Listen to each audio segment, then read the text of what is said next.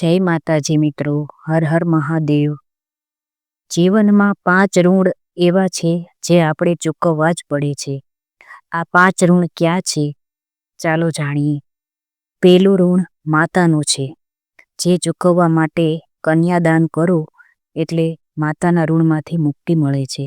બીજું ઋણ છે જે પિતાનું છે, જેને ચૂકવવા માટે સંતાનની ઉત્પત્તિ થાય એટલે પિતાના ઋણમાંથી મુક્તિ મળે છે.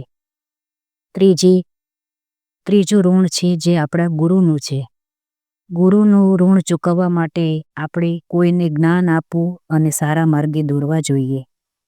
ચોથું ઋણ છે જે પૃથ્વી માતાનું છે. પૃથ્વીનું ઋણ ચૂકવવા માટે આપણે ખેતી કરવી જોઈએ અને વૃક્ષો વાવવા જોઈએ. પાંચમું ઋણ છે જે પિતૃ ઋણ છે.